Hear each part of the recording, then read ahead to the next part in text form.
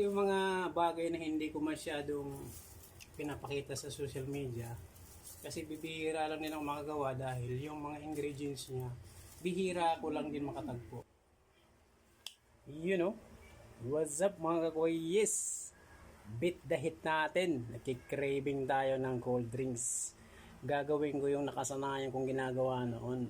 Gawa tayo ng mojito. Yan sa likod ko kung makikita nyo. Yan yung ating magiging ingredients. Kaya tara, samahan nyo ko. Sa mga makakapanood, pwede nyo gawin to sa inyo. Start tayo. Okay, so una natin gagawin agad is hindi na tayo gagamit ng jigar. Hindi ko na gagamitin to. Kasi lalanggamin eh. Madalas pinag-ano ng langgam. So una kong gagawin agad ito. Simple na agad yung gagawin. Yan, kung makikita nyo, ito yung ating tools. Yan o. Ito na agad yung una kong gagawin, no? Total pang personal naman yung iinumin ko eh. Akong iinom, so wala akong suot na kung ano yun.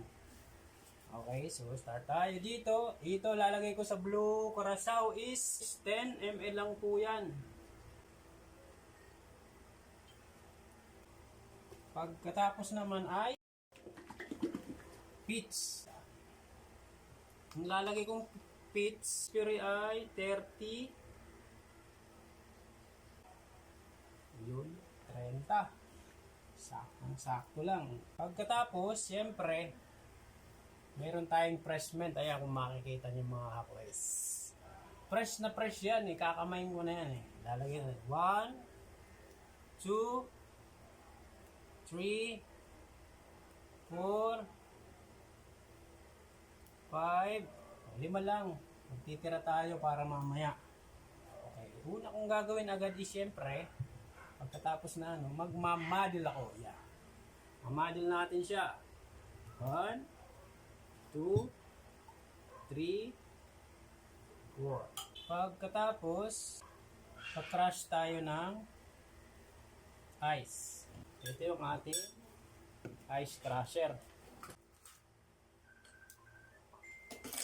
Pre. Gagamitan para natin yan ha.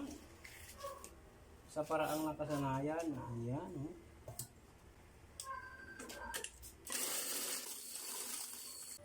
Pagkatapos, syempre, kung makikita nyo, maglalagay tayo dito ng dito natin ilalagay yung ating ice. Okay? Ito na yung ating mojito. Beat the hit tayo. Pagkatapos, ang pinakahuli natin ilalagay ang ayan, Sprite. Sprite, yan. Okay. Yan, tamang-tama. Parang sinungkat. Wow! Pagkatapos, maglalagay tayo ng garnish. Lemon. Yan, oh. Pagkatapos, yung tox naman ng fresh mint, lalagay din natin sa gilid. Mojito beat the heat. Siyempre, magpapandali tayo ngayon. Mixing. Mixing natin yan ng mixing. Ayan, oh.